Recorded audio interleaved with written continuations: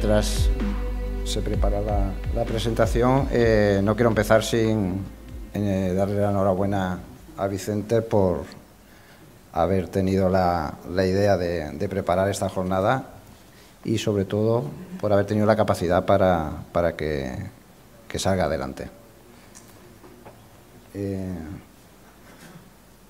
¿Cómo se pasa esto?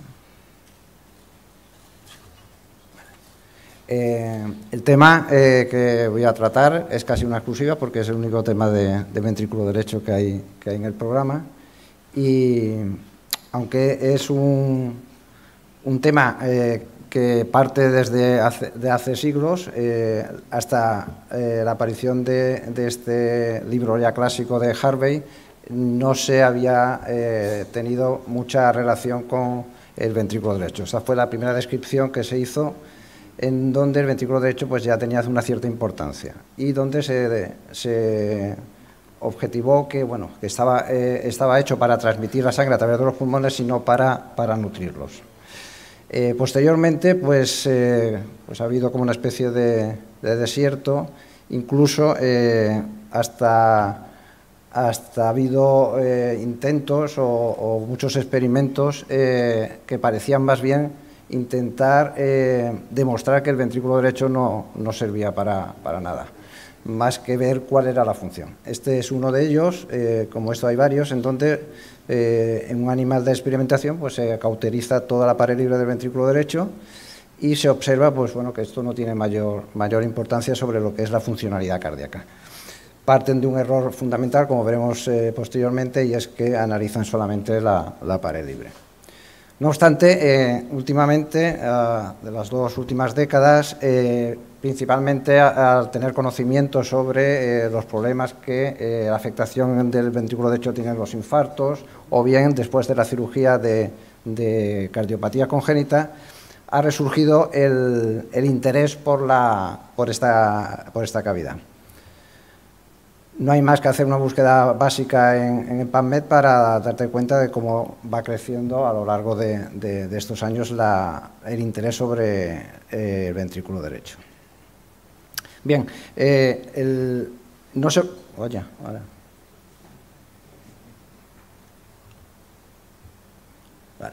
se puede entender la función del ventrículo derecho sin entender la estructura.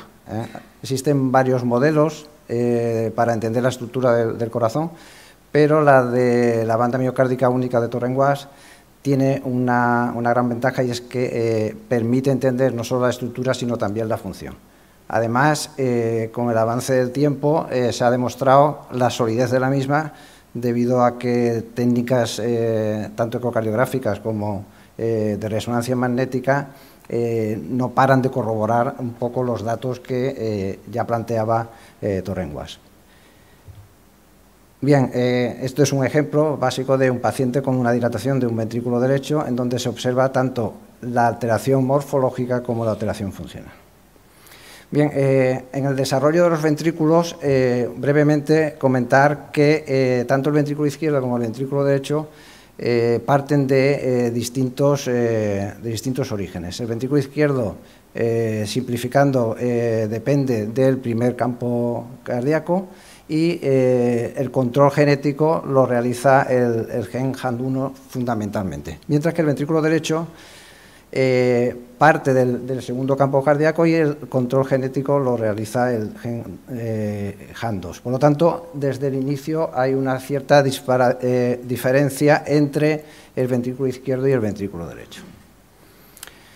La morfología del ventrículo derecho es completamente distinta a la del izquierdo. De hecho, en los esquemas que hemos estado viendo a lo largo de la mañana, hemos visto que el ventrículo derecho prácticamente era pues una línea que estaba al lado del izquierdo. Observamos cómo la morfología del izquierdo es más cónica, mientras que la del derecho es más compleja, más difícil de calibrar como un modelo, y que si se mira en dirección anteroposterior, pues parece un triángulo, mientras que si se mira desde el ápex hacia la base, tiene la forma de una semiluna.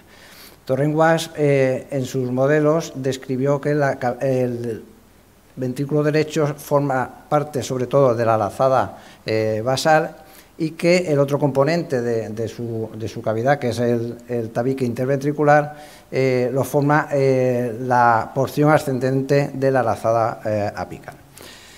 Además, es fundamental interpretar la orientación de las fibras, tanto del ventrículo como de la pared libre, porque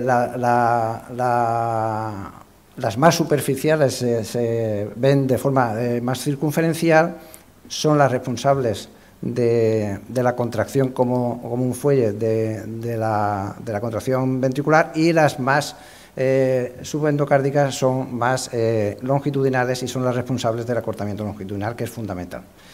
La distribución de las tres partes del ventrículo derecho en una cavidad de entrada, una cavidad de salida y un aspecto trabecular facilita la circulación de la sangre y la salida de la misma hacia el territorio pulmonar. Como he comentado, la orientación de las fibras es fundamental. Ya se ha hablado bastante durante la mañana sobre esto y solamente recordar que la oblicuidad es la que permite que la contracción o que el rendimiento o la eficiencia del gasto cardíaco sea mayor. Un aspecto que interesa de la fisiología o relacionando la morfología con la fisiología es por qué el ventrículo derecho tiene una cavidad de salida tan larga, ¿no? ¿Cuál es la función que tiene? Bueno, entonces se especula que es para facilitar la dirección del flujo y que posiblemente en el ventrículo derecho el tracto de salida sea la única zona del ventrículo en donde se puede producir un cierto flujo helicoidal. Esto se ha demostrado en algunos estudios con resonancia magnética y tractografía. Como podemos ver, hay un aumento del flujo helicoidal en el tracto de salida y que funciona como una especie de escopeta, de cañón de escopeta. Bien, clásicamente los 4 movimientos que acompañan la función de bomba del ventrículo derecho son un primer movimiento hacia adentro de la cavidad libre del ventrículo derecho, luego hay un acortamiento longitudinal, luego hay un movimiento del septo y por último se produce lo del tracto de salida. Estos movimientos se pueden ver esquemáticamente en la parte derecha de la pantalla, aquí la función global. Tradicionalmente se ha determinado que aproximadamente un 80% del movimiento del ventrículo derecho depende del acortamiento longitudinal. No obstante, algunos estudios, por estos autores concretamente, están viendo que posiblemente no sea todo así y que varios de los movimientos que tiene tanto los radial como el anteroposterior posiblemente también tengan más importancia de lo que parece. No obstante, al ser la pared del ventrículo derecho tan fina, a veces es complicado valorar los movimientos radiales. Bien, esta es la frase, creo que la más importante de la charla. En esta cita de Bachberg, él define que el modelo de la banda miocárdica helicoidal de Torren-Wash proporciona explicaciones mecánicas para los 4 movimientos funcionales implicados en la dilatación del ventrículo izquierdo. Y lo define de esta manera.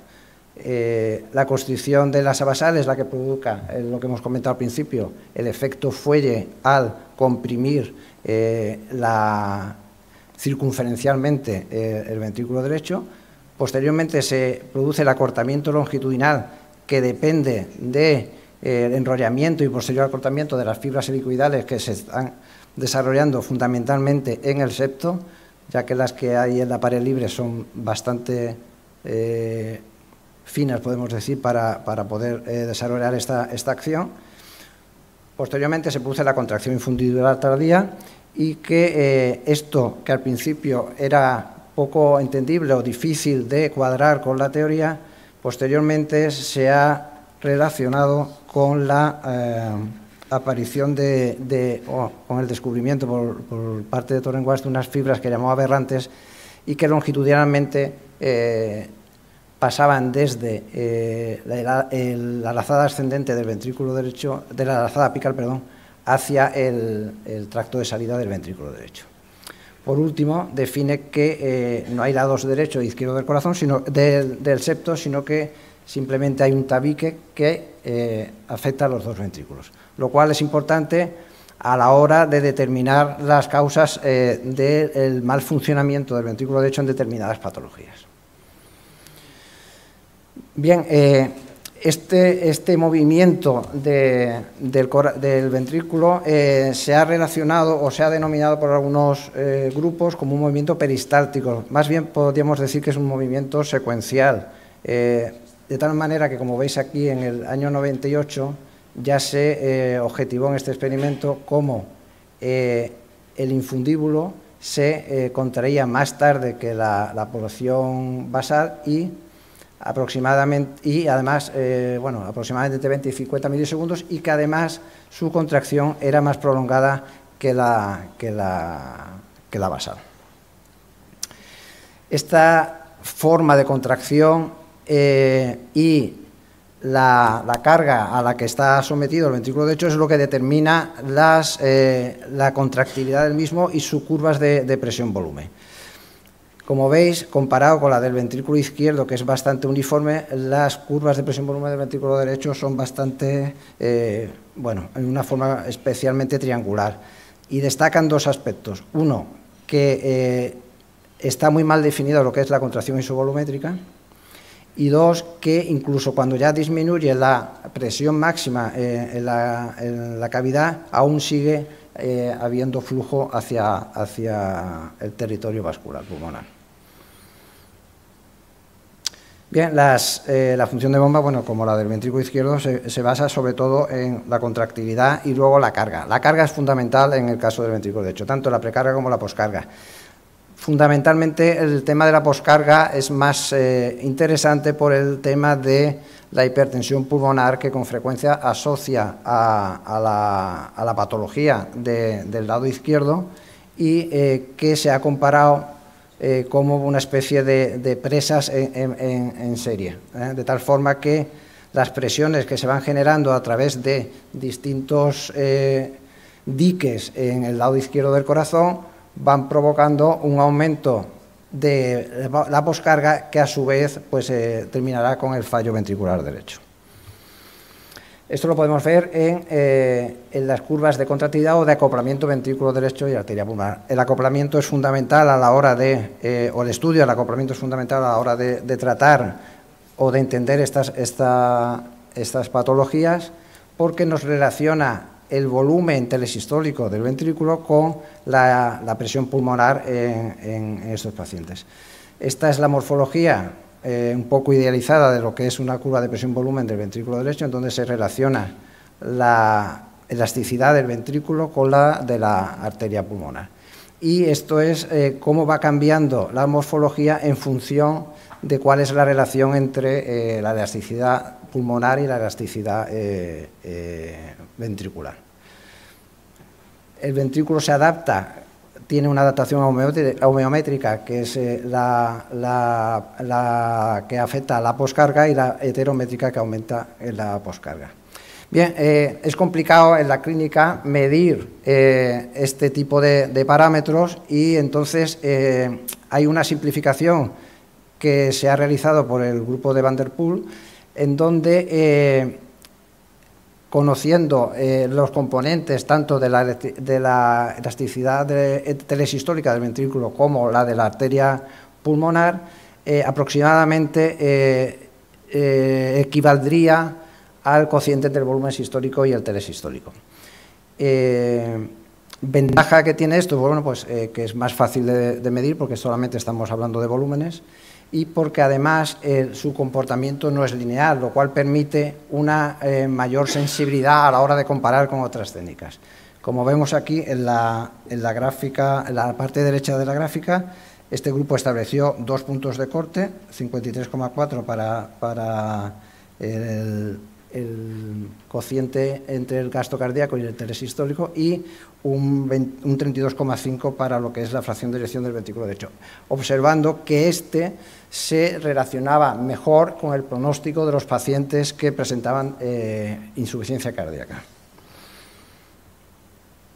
Esto es un estudio que analizaba también parámetros de acoplamiento entre ventrículo y aorta, perdón, y arteria pulmonar, y lo que observaron es que incluso en pacientes en los que las condiciones de carga en relación con una disminución de la resistencia vascular periférica, cuando la capacidad del ventrículo derecho disminuía, independientemente de esas condiciones de carga, el pronóstico era peor. En estos casos se relaciona mejor el acoplamiento entre ventrículo y arteria pulmonar midiendo los volúmenes mejor que las presiones. Bien, la pregunta de la charla es por qué la función del ventrículo derecho es un factor que es tan importante a la hora de la evolución de la insuficiencia cardíaca. Y la respuesta fundamentalmente es por la interdependencia ventricular. La interdependencia ventricular es la interacción que funcionalmente existe entre los dos ventrículos. Es difícil estimar que un ventrículo pueda ir por una parte y otro por otra, estando en la misma cavidad, compartiendo el septo, incluso el pericardio. Entonces, esto quiere decir que lo que afecta a la pared de un ventrículo afecta a la disposición del otro. Y en este caso, la clave o el elemento fundamental de la interdependencia ventricular se encuentra en el septo. Vemos aquí a nivel embriológico cómo en las primeras fases del desarrollo el septo interventricular, bueno, pues tanto el ventrículo derecho como el ventrículo izquierdo, o sea, lo que será fundamental posteriormente el ventrículo izquierdo y el ventrículo derecho, colaboran más o menos en un 50% en su desarrollo, para que en fases ya más avanzadas sea el ventrículo izquierdo el que tome el mando fundamentalmente en este desarrollo.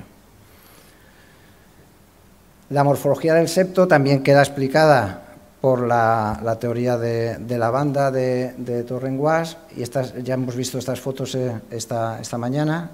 Vemos cómo las dos lazadas se relacionan de forma oblicua y cómo esa dirección de las fibras son las que facilitan que con el acortamiento se produzca el movimiento longitudinal de la función contráctil. Bien, me he apoyado en varios experimentos, algunos bastante antiguos, un poco como homenaje a los pioneros, podemos decir. Este estudio analizó cómo contribuía cada pared del ventrículo derecho, no, cada pared del corazón, perdón, a la función biventricular. Entonces analizaron cuál era el papel de la pared libre del ventrículo izquierdo, el papel de la pared libre del ventrículo derecho y el papel del septo. Me voy a centrar solamente en los datos del septo porque es lo que motiva un poco la charla. Y veis aquí cómo la afectación del septo se realizaba de dos maneras distintas. Había dos protocolos, uno que era mediante la inyección de glutaraldehído en el septo interventricular. Eso produce una especie de fibrosis, bueno, una fibrosis del septo y la necrosis del mismo. Y el otro grupo, esto es un error, lo que hicieron fue un corte tanto longitudinal como transversal, observando que cuando la afectación del septo se realizaba con la inyección de glutaraldehído, disminuía bastante, de forma significativa, la presión que se generaba en el ventrículo derecho. Sin embargo, cuando el experimento se realizó con el corte del septo, las presiones del ventrículo derecho prácticamente no se afectaron entre uno y otro. Los autores explican esto como que la afectación del septo, pero manteniendo su integridad, condiciona que desaparezca la interdependencia ventricular, mientras que al cortar el septo, pues bueno, comunicas las dos cavidades y en teoría las presiones se igualarían. Por lo tanto, la alteración de la función ventricular, de la función septal, altera la función del ventrículo derecho, pero no de forma igual dependiendo de cuál sea el procedimiento. Bien, y otro dato importante es cuánta función del ventrículo derecho es dependiente de la interacción con el ventrículo izquierdo. Este es otro ejemplo ya clásico del año 91 y veis aquí a la izquierda ventrículo derecho y arriba ventrículo izquierdo y ventrículo derecho. Entonces, esto lo que analiza era cómo contribuye la contracción de uno de los ventrículos sobre la contracción del otro ventrículo. Para ello, lo que hacían era, en un corazón intacto, aislaban cada pared de forma eléctrica. Estimulaban o bien la pared del ventrículo izquierdo o bien la pared del ventrículo derecho y observaban cómo contribuía a las presiones del lado contrario. Vamos a centrar en esta, que es la más interesante, porque vemos que el ventrículo derecho no contribuye prácticamente en nada a la contracción del ventrículo izquierdo. Pero el ventrículo izquierdo contribuye casi un 30%, en aumentar casi un 30% las presiones que genera en el ventrículo derecho. Y esto se traduce en que aumenta aproximadamente un 60% el volumen sistólico del ventrículo derecho. Es decir, que el ventrículo izquierdo es fundamental para el funcionamiento del ventrículo derecho y que esa interconexión se realiza fundamentalmente a través del septo. Esto explica casi en su totalidad por qué los primeros experimentos estos que hemos comentado sobre la función del ventrículo derecho, que no se veía alterada cuando se realizaban alteraciones a nivel de su pared libre, es porque el septo se mantenía intacto y con el ventrículo izquierdo intacto y el septo intacto es difícil que el ventrículo derecho termine claudicando.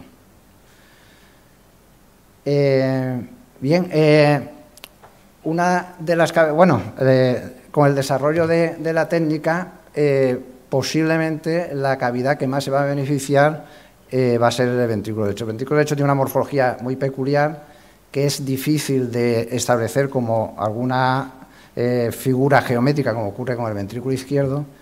Existen zonas de difícil acceso y todo ello, pues bueno, ha dado bastante pereza a la hora de intentar analizarlo. Por otra parte, bueno, partiendo de la base de que muchos estudios consideraban que era prescindible o una parte no necesaria del corazón, pues ha hecho que no haya mucho interés en él. Sin embargo, las nuevas técnicas de imagen y la resonancia magnética, que permite también una morfología, detectar de forma uniforme la morfología del ventrículo, pues han puesto un poco el resurgimiento de esto. Para no hacerlo demasiado largo, he puesto solamente este estudio porque, bueno, combina varios aspectos que son importantes de destacar. Combina el papel tanto de la resonancia como la ecografía, y dentro de la ecografía el papel de las técnicas de evaluación de función ventricular derecha, podemos decir más clásicas, como el acortamiento fraccional o el TAPSE, con parámetros de strain, de deformación. Y además compara la deformación cuando se analiza exclusivamente la pared libre del ventrículo derecho o cuando se analiza la pared libre junto con el tabique. Y bueno, el valor pronóstico que esto tiene. Entonces, como veis en la parte de la izquierda de la pantalla, al comparar los parámetros más tradicionales, como por ejemplo el TAPSE con el strain global, aunque salió significativo en los dos grupos, el strain mostró una mayor significación estadística que los parámetros tradicionales. Y luego, como veis en la derecha, son las diferencias de riesgos dependiendo del valor del strain y de las medidas de resonancia magnética. Entonces, comparado con la resonancia, y esto es un hallazgo un poco complicado de entender, pues bueno, los parámetros de eco parece que fueron mejores que los de resonancia, y dentro de los de eco mejor lo que interrelacionaba toda la pared del ventrículo, incluido el septo, que aquellos de strain que solamente determinaban los valores de la pared libre. También,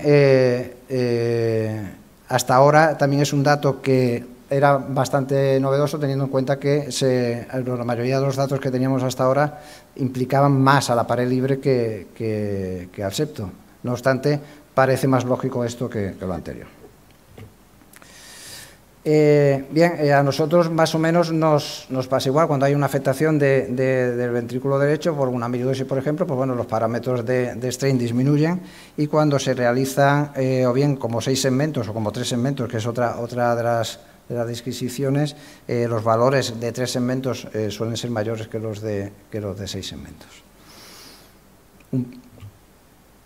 Bien, como hemos comentado, la morfología del ventrículo es compleja, y con unas técnicas de 2D, pues a veces es complicado establecer todos los territorios que necesitamos para analizar.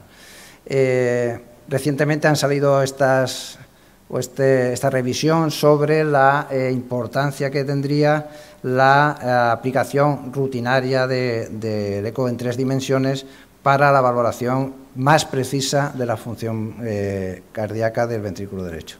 Y bueno, este es un resumen de las técnicas que se han ido empleando hasta ahora, hasta que llegamos al volumétrico de 3D con contraste en aquellos pacientes en donde la ventana no es demasiado buena.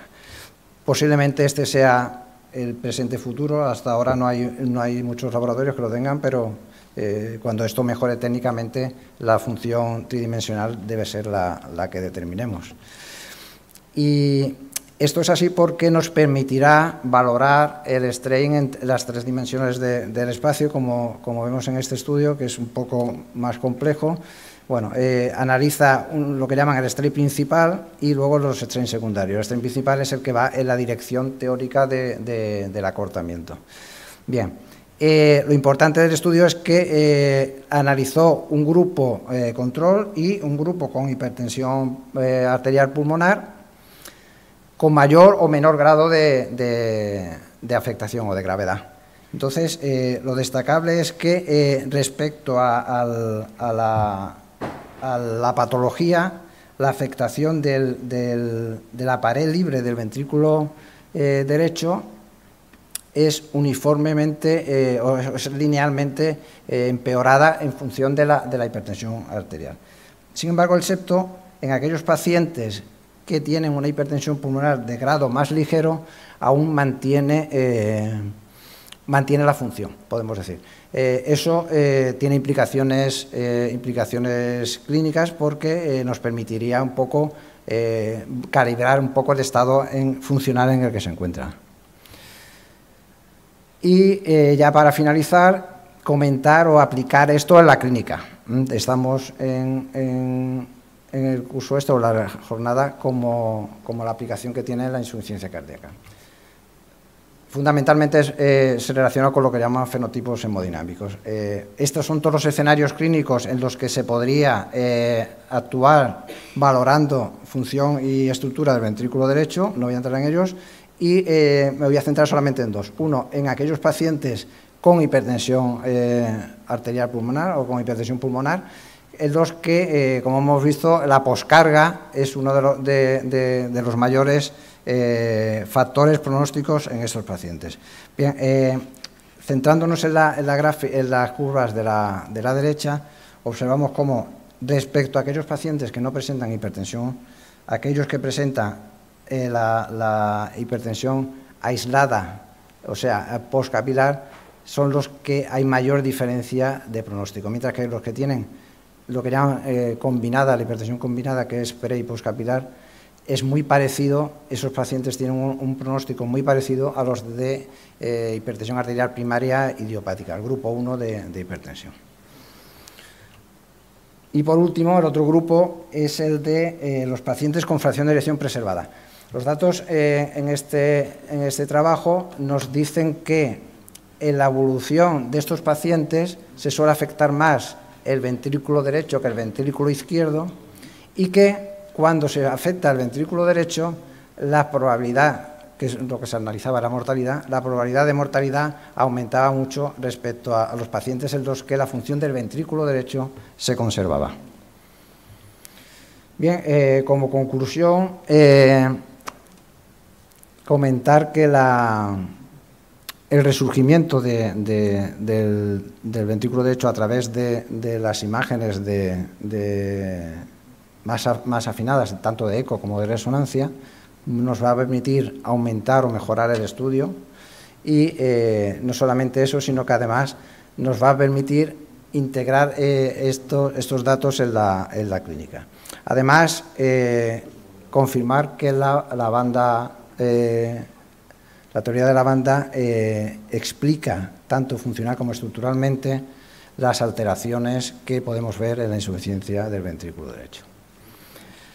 Espero que de la charla no se deduzca que, bueno, que un ventrículo es como un izquierdo pequeñito y que la morfología del corazón pues, implica una serie de movimientos, de estructuras, todo ello parecido a lo que realizan estos niños para defenderse de las águilas, en donde, bueno, cada uno hace un trabajo sencillo, pero al juntarse todos realizan un trabajo de una complejidad que llaman complejidad emergente. Y por último, como homenaje a Francisco Torrenguas, pues comentar que su teoría no solamente está en boga, sino que, bueno, hay libros en donde se estudia la cardiología en Estados Unidos, en donde su papel sigue siendo fundamental.